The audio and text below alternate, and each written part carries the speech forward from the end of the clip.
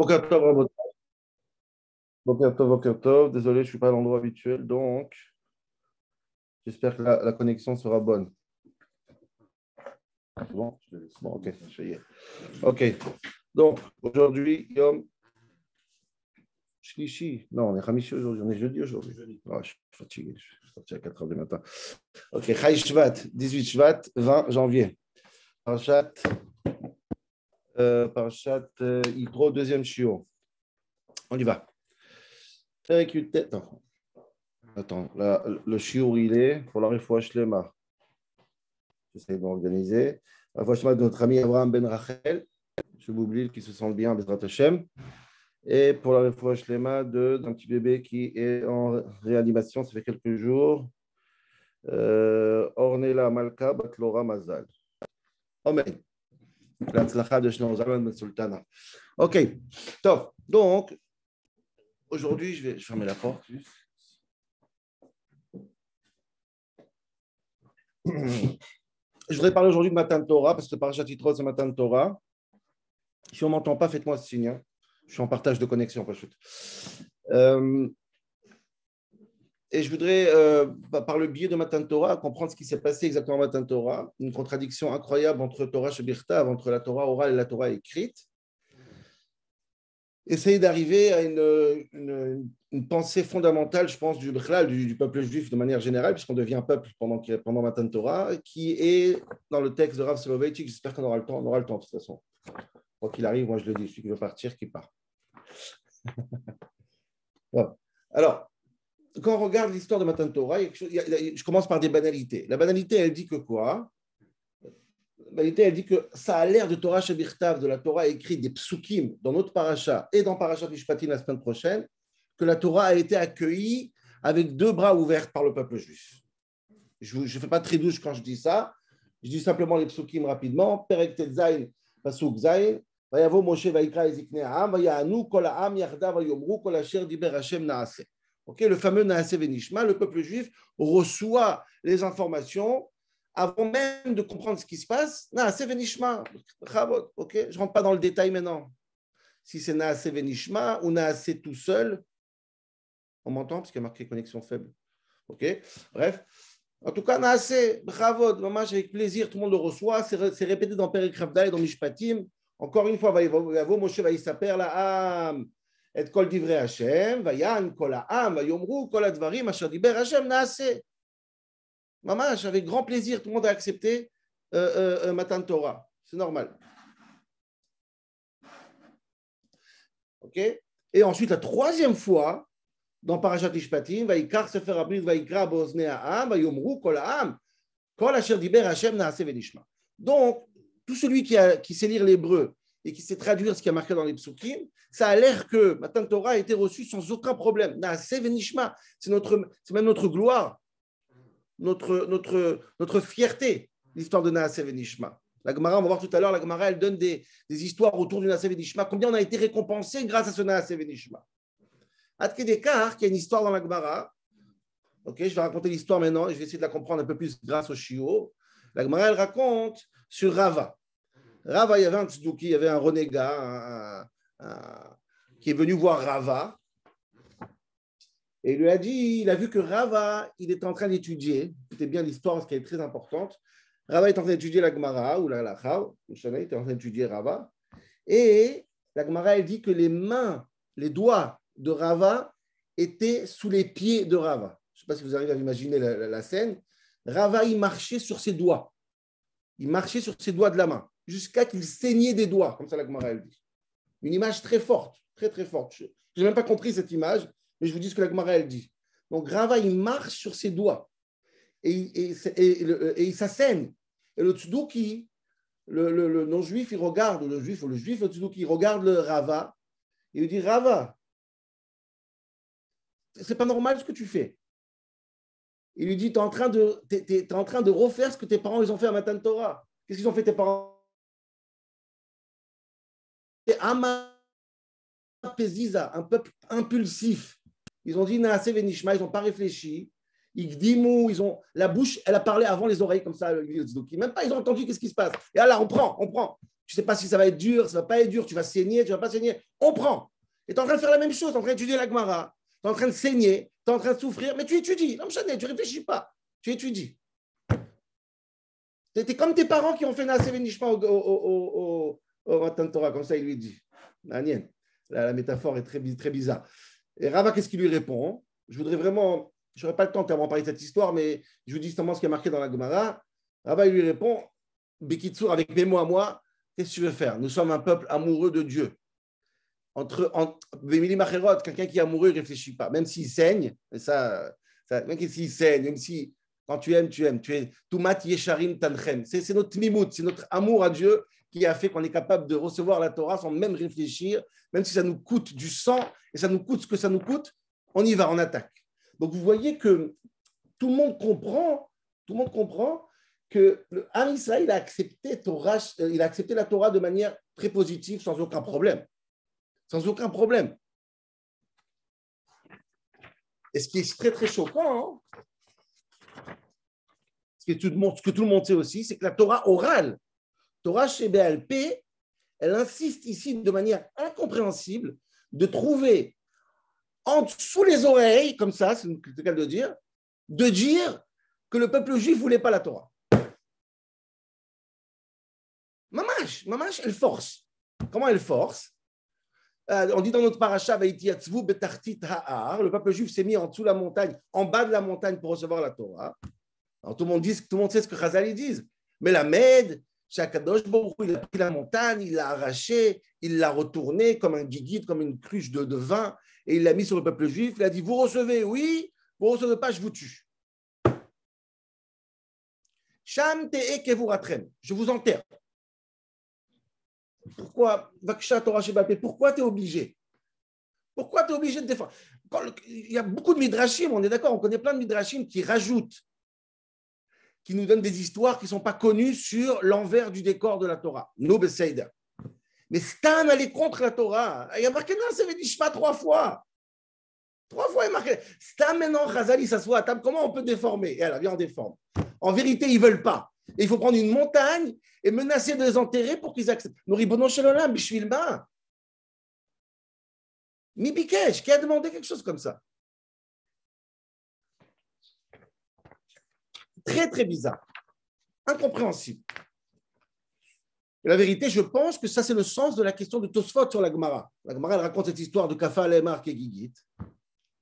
Et Tosfot, il pose une question, c'est la question la plus connue de Tosfot. C'est un des Tosfot les plus connus dans le chasse. Tosfot, il pose la question. Kafa, Lemar et Gigit, il leur a mis une montagne sur la tête. Nous, on est l'homme vin. A raison du Naaseh Venishma, à quoi ça sert? C'est ridicule. C'est un pour la contradiction. C'est un pour rajouter un peu de action, on dit en hébreu, de rajouter un peu de ça s'est passé, que c'était soit théâtral, que ce soit hollywoodien. Ma bishvilma. Qu'est-ce qu'il répond Tosfot?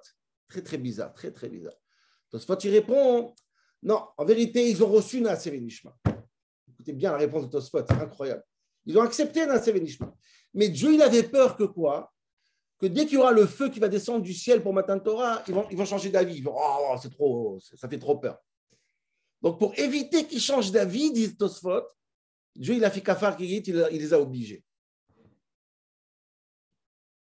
Ça, c'est une réponse qui pose plus de questions que de réponses. Ça veut dire accepter, ça veut dire que le fait que le peuple juif va accepter, c'est quoi? C'est jusqu'au premier feu. Ça veut dire Naaseh Venishma. Tosfot, il pense que le Naaseh Venishma, c'était vraiment un Naaseh Venishma d'un gosse de 3 ans qui regrette à la première épreuve. Vous savez ce que la Gemara, elle dit sur le Naaseh Venishma? Je dis rapidement, je ne veux pas le dire mot par mot parce que je veux pouvoir dire tout sur le Veitchik. C'est ce que dit la Gemara, elle dit que chaque Naaseh Venishma, il y a des 600 000 anges qui sont descendus, une couronne pour Naaseh, une couronne pour Nishma, bla, bla, bla, bla. Tout ça pourquoi, d'après Tosfot? Pour que le premier feu qui arrive, il dit non, on ne veut pas, on ne veut pas, on ne veut pas. Non, alors pourquoi ils sont récompensés pour une Naaseh Venishma? Pourquoi il y a des cadeaux pour ça? C'est Chomrim, ça c'est Naaseh Venishma. Ça, c'est Naaseh à condition que quoi? Que rien du tout.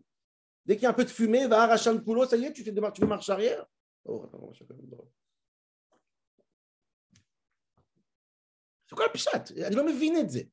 Soit ils ont accepté réellement, et dans ce cas-là, on leur donne des couronnes, et rien ne peut leur faire marche arrière.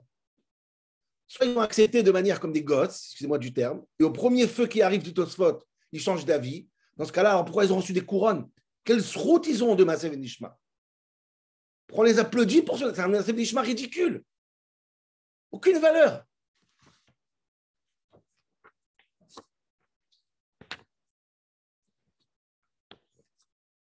Ça, c'est la grande question. J'essaie de comprendre à Botaï. Qu'est-ce qui se passe dans Matan Torah? Pourquoi Naaseh Venishma? Qu'est-ce qui vaut ce Naaseh Venishma? Et qu'est-ce qui vaut ce Kafale Marqué Gigit, cette obligation? Qu'est-ce qui prend le dessus? On ne peut pas mettre les deux ensemble à Botaï. Soit c'est une acceptation bidon, excusez-moi encore une fois de utiliser ce terme, et dans ce cas-là, on n'en parle même pas, ça ne sert à rien. La Gemara, elle utilise tellement de phrases et de mots pour expliquer le grand srout. Comme ça, le Maral de Prague, il pose la question. Et l'essentiel, c'est Kafale Marqué Gigit. Soit Bémet, ils ont accepté. Dans ce cas-là, ça sert de les forcer. Les ma, dites-moi, qu'est-ce qui manquait dans Torah chez BLP pour inventer cette histoire? Ma, où ils avaient mal, Chazal. Où ils avaient mal. Deuxième question, c'est la question de Maral de Prague, encore une fois. Si c'est le cas, effectivement, qu'on a peur qu'ils vont changer d'avis, alors quand ils changeront d'avis, mais la montagne, pourquoi maintenant? Pourquoi créer un scénario absurde, excusez-moi encore une fois, d'un côté Naaseh Venishma et en même temps Kafale Marqué Gigit? Demande Maharal, maintenant ils acceptent, parce que regarde, demain ils refuseront, mais la montagne demain, peut-être qu'ils ne refuseront pas. Donne-leur un crédit, encore une fois, donne-leur un crédit. Ils ont dit Naaseh Venishma, ils ont tous 2 couronnes sur la tête. Il y a un problème, tu mettras la montagne. Non, Dafka maintenant, la montagne Naaseh Venishma. C'est l'oparour, c'est l'omouvan. C'est l'omouvan, c'est énervant presque.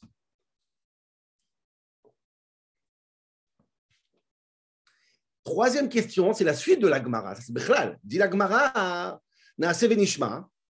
Ce n'est pas suffisant a priori, donc on met la montagne. Dit ensuite la Gemara, alors ils ont accepté ou ils n'ont pas accepté? Oui, ils ont accepté. Quand? Bimé Achashverosh. Ah, Achashverosh va venir, Ta'anit Yorala Megillah. À ce moment-là, pendant Matan Torah, il les a obligés. Bisbam Megillat Esther, ils vont faire ça de leur propre volonté. Et là, on verra qu'ils ont accepté.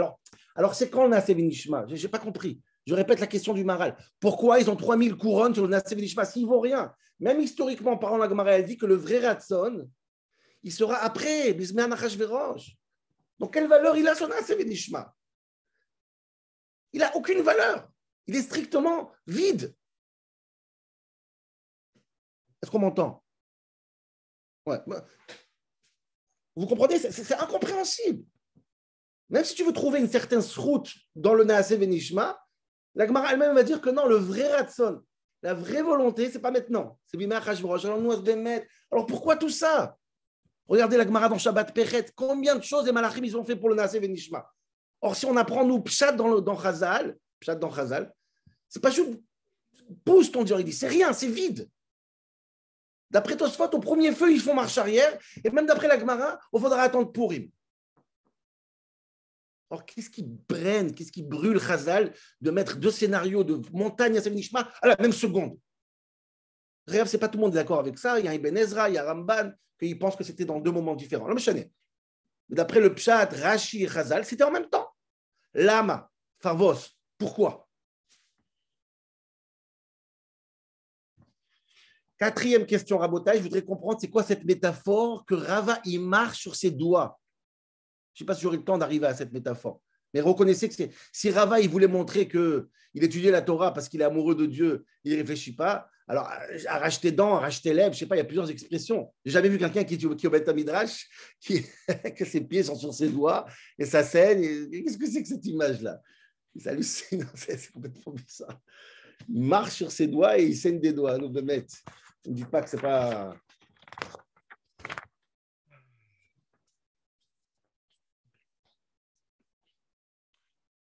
Cinquième commentaire, intéressant, j'espère arriver à ça aussi. Je donne tout ce que j'ai sur cette Gemara, parce que c'est très important, c'est fondamental, vous le comprenez, mais il est déjà 8h17, Rachem Hashem.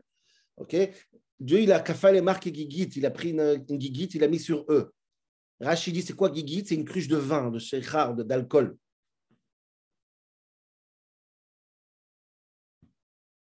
Je dois expliquer pourquoi c'est bizarre. Une cruche d'alcool à l'envers.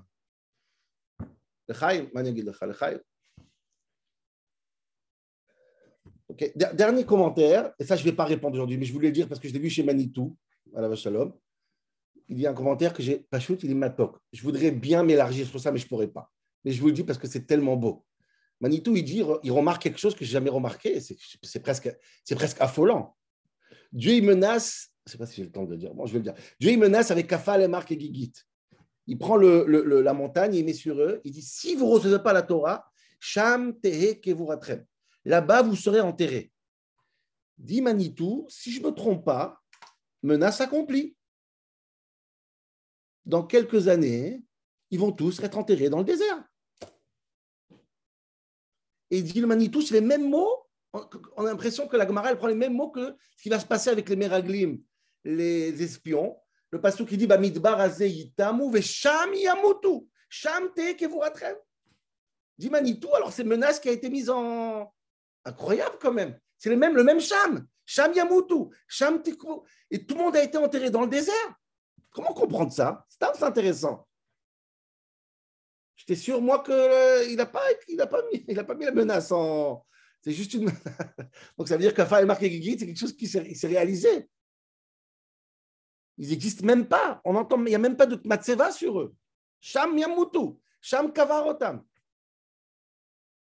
Un rap de Manitou. Mais je ne veux pas parler de ça aujourd'hui, je voulais juste donner cette réflexion. Ok, donc je voulais comprendre qu'est-ce qui se passe, qu'est-ce qui a amené Chazal à arriver à cette histoire incroyable de Gigit et Naseh Venishma. C'est quoi Naseh Venishma? Pourquoi les deux en même temps? C'est quoi le pied qui marche sur les doigts? Makoré, c'est très très bizarre. C'est une mara qu'on a connue, tout le monde connaît cette mara par cœur, mais Ribono Shel Olam est dingue logique. Et moi, je voudrais ramener la logique de Maral de Prague. Et il nous reste 10 minutes, Malasot. Vous arrivez en retard au travail aujourd'hui, Malasot. Il n'y a pas le choix. Le Maral, il a une svara. Je vais essayer de dire très rapidement le Maral pour tomber sur Soloveitchik, parce que le Maral ne répond pas à tout. Il essaye de répondre à tout. Dans Tiferet Israël, Perek Lamed Bet. Je pense que l'État nous a dit que ça existe en français. Donc, regardez le Tiferet Israël dans Perek Lamed Bet, il parle de tout de Matan Torah là-bas. Il parle de cet aspect de Kafam Akegit. Dit le Maral de Prague. Pourquoi il faut les deux ensemble? Écoutez bien la svara du Maharal. Le Maharal, il dit il faut les deux ensemble pour une raison simple.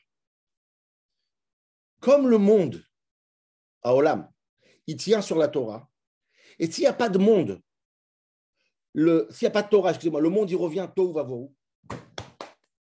Termination du monde. Mais je ne peux pas conditionner la Torah à la volonté du peuple juif. C'est impossible. Je ne peux pas conditionner que le soleil va s'éclairer à la condition de quelqu'un qui a écrit une créature terrestre. Je ne peux pas conditionner qu'il y a des vagues dans la mer à condition que les brouilles, les créatures en bas, ils décident oui ou non. C'est des choses qui font partie du monde. S'il n'y a pas ça, il n'y a pas de monde. Je ne peux pas prendre le risque. Je suis obligé de rentrer dans la Torah dans le monde comme le soleil est dans le monde. Que ça soit quelque chose qui est merouillave à Metsiout. Impossible sans ça. Or, si je le conditionne à la bonne volonté d'un peuple, même le peuple juif, donc je suis en train de reconnaître que la Torah et le monde, ce n'est pas obligatoire. Or, la Torah doit faire partie du monde comme le monde fait partie du monde. Donc, je suis obligé de faire kafal et merkagigit. Je suis obligé de faire en sorte que les juifs n'ont pas de choix. Puisque la Torah dépend des juifs. Et je ne peux pas, moi, mettre la Torah en condition. Donc, je suis obligé de forcer les juifs. Nifla, le Maharal de Prague, il dit une phrase. J'ai vu que plein ramènent cette svara. Moi, personne ne ramène ça du Maharal, mais c'est écrit dans le Maharal. J'ai toujours entendu ça, mais ce n'est pas du Maharal. Mais c'est écrit dans le Maharal de Prague. Le Maharal de Prague, je suis obligé de faire un honest. Je suis obligé de, je ne sais pas comment dire en français, un honest, une violation violente. Je suis obligé de violer. On a fait ça ce jour sur Dina. Et Dieu, il est obligé de faire un honest sur le peuple juif pour que la Torah ne bougera jamais du monde. Et dit le Maharal, même dans le cas de couple, si un homme, c'est terrible, hein, mais c'est la Torah, je ne peux rien faire. Si un homme, il viole une femme, la halacha est lo yuchal leshalecha kol yamav. Il est obligé de se marier avec elle, il ne peut pas la divorcer. Donc Dieu, il a fait ça au peuple juif, entre guillemets. Il n'y a pas de divorce, impossible. La Torah et le monde et le peuple juif, et Akadosh Baruch Hu, c'est scellé. Lo yuchal leshalecha. Par contre, si un homme, il séduit une femme de manière interdite et il couche avec elle, là, on peut divorcer, c'est le dépend du père. Là, le méfaté, c'est pas pour toujours. Le honnête, c'est pour toujours. Dit le Maharal, Kadosh Baruch Hu, il a été honnête, le peuple juif, pour qu'on soit lo yuchal eshalcha kol yamav. La Torah, elle fait partie de l'ADN de Olam. C'est pas possible autrement. C'est obligé de passer par honnête. Comme ça, il dit le Maharal. Donc moi, je pose une question et le Maharal essaye de répondre à cette question, mais pas satisfaisant et je n'ai pas le temps de dire pourquoi. Mais vous allez voir vous-même le Maharal, vous allez voir. Le Maharal pose une question, moi je pose une question, si c'est comme ça, ok, je comprends. Alors pourquoi Naaseh V'Nishma, à quoi ça sert? À quoi ça sert? Naaseh V'Nishma n'a aucune valeur puisque l'essentiel, c'est que le peuple juif comprenne que la Torah, c'est obligatoire, c'est Mechouyav à Metziut, c'est obligatoire. Donc, qu'est-ce qui fait le Naaseh V'Nishma ici? Il n'a aucune valeur. Pourquoi on met des couronnes et pourquoi on en parle? 3 fois, la Torah dit Naaseh, Naaseh, Naaseh V'Nishma. Quelle valeur ça a le Ratzon? Et Purim, à quoi ça sert? Alors, je ne peux pas, moi, dépendre la Torah de la volonté d'un homme. Alors, pourquoi la Torah nous raconte ça? Pourquoi ça restera le srout du peuple juif, là, quand il y aura Mashiach? On va dire, le peuple juif, Naaseh V'Nishma, ils ont dit Naaseh V'Nishma. Ah, ça ne sert à rien. De toute façon, ça n'a aucune valeur.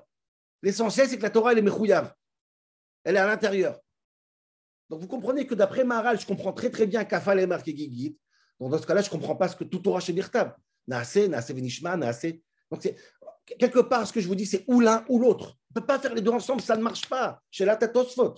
Ça ne marche pas. C'est ou l'un ou l'autre.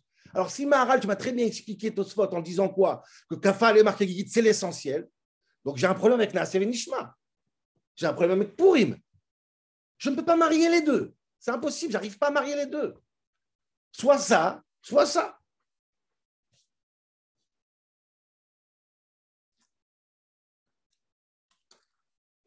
Donc, c'est pour ça que je suis obligé d'arriver à Mahamar de Rav Soloveitchik. Il nous reste 5 minutes. Il faut le Soda Tzimtzum. Comment faire ça en 5 minutes? Mais on va le faire. Même si je dépasse un peu. Profite que je ne suis pas à Deauville, comme ça, je n'ai pas le Odou, la tfila qui commence. Bref, donc, Rav Soloveitchik, il a un Mahamar qui s'appelle Kol Dodi Dofek. On l'a vu une fois, je pense, je ne me rappelle plus pourquoi, mais je sais qu'on l'a vu une fois pour un autre sujet. Le Mahamar Kol Dodi Dofek, c'est un des mamarim des écrits les plus fondamentaux de Rav Soloveitchik. Il est écrit dans son livre Ish Haemuna, à la fin du livre. Je l'ai photocopié, donc je vous le mettrai sur le groupe.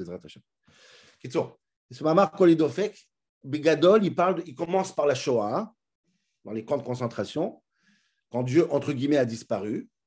Et ensuite, Kol Dodi Dofek, Akadosh Baruch Hu, il est venu après la Shoah, il a frappé à la porte, d'après le Rav Soloveitchik, 6 fois. 6 fois, il a frappé à la porte. La guerre des 6 jours, l'État d'Israël, c'est tout un mahamar magnifique.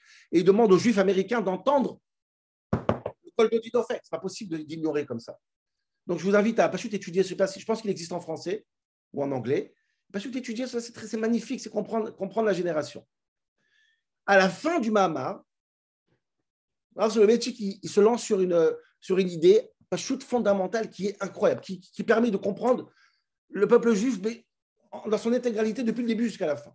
J'essaye d'aller l'essentiel. Dit le Rav Soloveitchik, en vérité, dans ses If Vav là-bas, il dit, j'ai trouvé 2 britotes, 2 alliances entre Am Israël et Akadosh Baruch Hu. Une s'appelle Brit Sinai et une s'appelle Brit Mitzrayim. Ce n'est pas important historiquement parce que moi je veux décaler ça, ce n'est pas tant Mitzrayim ou Sinai, mais c'est important le deuxième nom qu'il leur donne qui est le nom le plus important. Le vrai nom qu'il donne Soloveitchik à ces 2 britotes, ces 2 alliances, c'est Brit Agoral ou Brit Ayeroud. Ça s'appelle l'alliance du sort et l'alliance du but. Voilà, les 2 britotes, c'est Am Israël. Et grâce à ces 2 britotes, je vais comprendre ce Tosfot, vous allez voir. Non, je vais juste essayer de faire l'impossible et expliquer en quelques minutes c'est quoi ces 2 britotes. Ça permet dommage de tout comprendre. Dit le Rav Soloveitchik, je lis quelques passages et j'essaie de traduire. C'est très très long. J'ai pris des passages avec le feutre pour dire l'essentiel. Quand on regarde l'histoire du peuple juif, Anu Magiim Lakara Chashuva Bashkafat Olamenu. On arrive à une conclusion fondamentale dans notre histoire et dans notre ADN. C'est quoi la conclusion? La Torah, elle nous raconte qu'Akadosh Baruch Hu Karat, il a été correct avec le peuple juif. Il a fait une alliance de deux manières. Une s'appelle Brit Goral. Goral, ça veut dire le sort. On est dans un sort commun. Et une, c'est Brit Hayehoud. Alors, j'explique.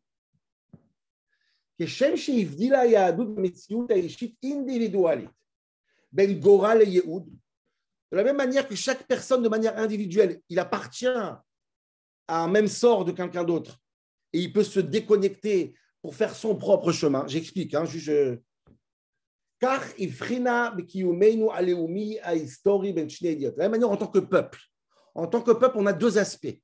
On a un sort commun en tant que juif, un sort commun. Comprenez bien. Ça s'appelle Goral. Et après, il y a un Yehoud, il y a un but. Celui-là, il est par choix. Il n'est pas par Goral. J'explique. Brit Mitzrayim et Brit Goral, ou Brit Sinaï et Brit Yehoud. En Égypte, c'est mis en valeur ce qu'on appelle le sort commun. Brit Goral, c'est quoi un sort commun? Ça explique tout. Ça explique les prix Nobel que les Juifs ils ont. Ça existe. Tout ça explique. Même si on n'est pas fromm du tout. On est toujours fier de dire que Freud, il est juif, ou Einstein, il est juif, mais il n'a même pas ouvert une Gemara de sa vie. C'est quoi sa judaïté? Dit le soviétique comme ça. Brit Goral Mao, c'est quoi le Brit Goral? Agoral metzayen bechaye haouma kmo bechaye hayachid kiyum meones. Incroyable. Une existence meones, forcée. Quelqu'un qui est né d'une mère juive, il appartient à un sort qu'on ne lui pose plus de questions s'il veut ou il ne veut pas. Ayachid kafouf ou meshuabad baal koro les metziut elomi. Tu appartiens à un peuple, tu veux ou tu ne veux pas, même si tu n'as jamais ouvert une Gemara, tu ne fais pas Shabbat, tu ne fais pas Kippour. Même si tu veux te sauver, dit Soloveitchik, comme Yona, Navi, Dieu est parti chercher Yona, alors le peuple juif, même si tu veux te sauver, viendra un Hitler, viendra un Paro, et il te dira tu es juif. Pourquoi? Parce que tu es né d'une mère juive. Donc le sort, il est commun. Lo yazor klum. Dès que tu es né d'une mère juive, tu rentres dans ce brit agoral. Personne ne te pose la question. Mamash honest. מתוך הרגשת מציאות הכרחית גורלית, מבצבצת ועולה בדידותו ההיסטורית של היהודי. C'est ce qui explique la solitude du juif et du peuple juif dans toute l'histoire. Dans toute l'histoire. Jusqu'à, dit Soloveitchik, inventer la notion qui s'appelle, la notion folle, qui s'appelle Kever Israël, un carré juif dans le cimetière. C'est vraiment pas seulement qu'on est, en tant que vivant, on est différent, en tant que mort aussi, on est différent. En vérité, dit Soloveitchik, il y a doute, judaïsme et solitude, c'est deux mots qui se marient ensemble. C'est tellement vrai, ça. Depuis le premier juif, comment il s'appelle le premier juif, dit Soloveitchik? Avraham à Ivri. C'est quoi Ivri? Ou Me'ever Echad, lui, il est d'un côté, et tout le reste du monde de l'autre côté. Comme ça, Chazal, ils disent. Donc, on voit clairement que l'ADN du peuple juif, c'est la solitude. Quand Bilham, il regarde le peuple juif, il dit Am levada dishkon. C'est un peuple solitaire. El Malasot, il y a quelque chose qui s'appelle un sort commun qui fait en sorte qu'on ne peut pas comprendre. C'est un cordon sanitaire qui est impénétrable, à part essayer de tuer. Et dit sur le métier, même les gens riches qui sont arrivés, des juifs qui sont arrivés tellement haut comme Yosef, la Torah, elle dit qu'ils mangeaient tout seuls. Ils étaient tout seuls, la Torah, elle dit. Il y a Simulo Levado, le Mitzrayim, Aochlimoto Levadam, tout seuls, ils mangeaient. Il y a déjà 32 ans aussi. Je finis. Maman, je finis, Rabotet.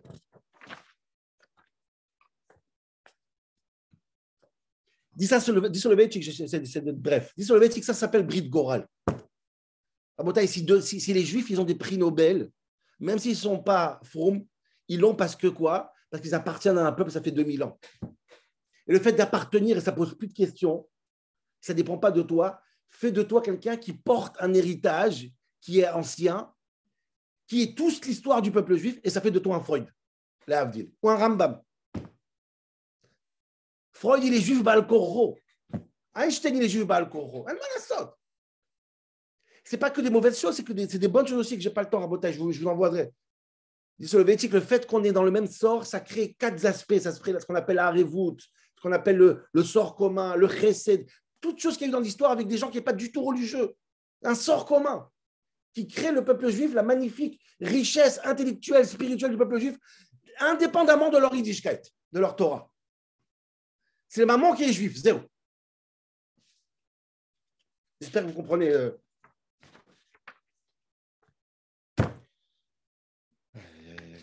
Il ramène une halakha magnifique pour prouver ça, mais je n'ai pas le temps. Ce n'est pas grave, je coupe. Ça, c'est Brit Agoral. Brit Yehoud, c'est quoi Brit Yehoud? Brit Yehoud, c'est autre chose. Le peuple, on est tous un sort commun parce que notre mère, elle est juive.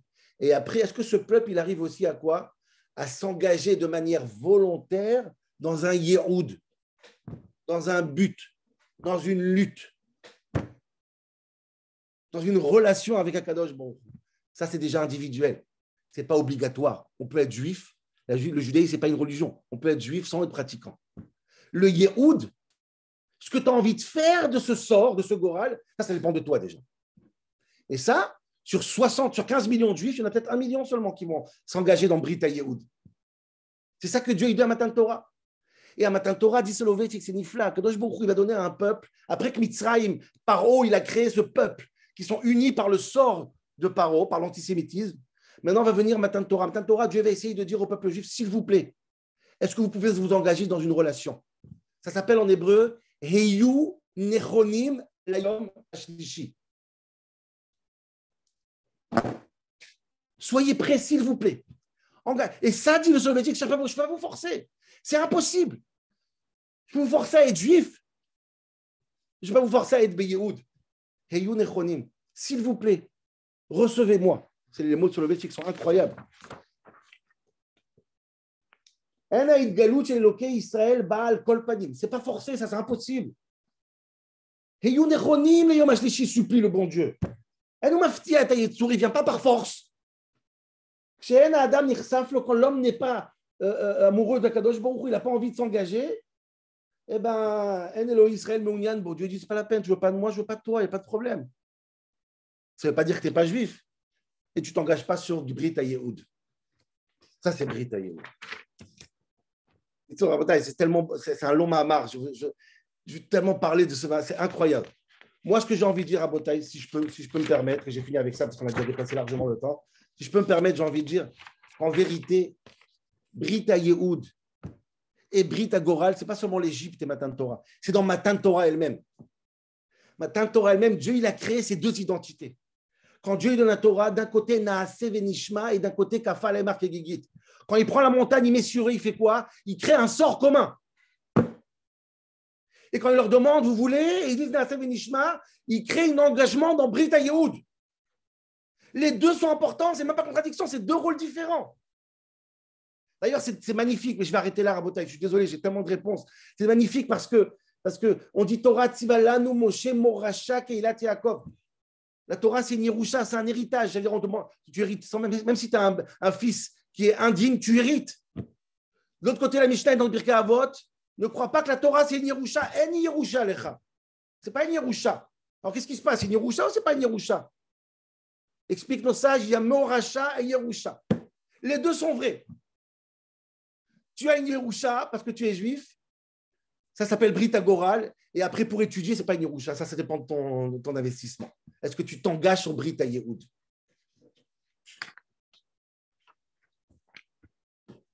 Vous avez compris ça? Vous comprenez c'est pourquoi Chazal, ils ont mis. C'est obligé qu'ils soient ensemble, les deux. C'est obligé. Et le juif, il tourne entre les deux sans arrêt. On est tous dans Brit Agoral et on essaye aussi de se distinguer dans Brit Yad. Ça s'appelle Kafal et Mark et Gigit et Naase Venishma. Ça, c'est la plus belle des couronnes. Naase Venishma. Si vous avez compris ça, vous avez compris toutes les questions qu'on a posées, y compris marcher sur les doigts. Mais il est déjà 8h37. Peut-être sur le groupe, je continuerai. Yalla, bye.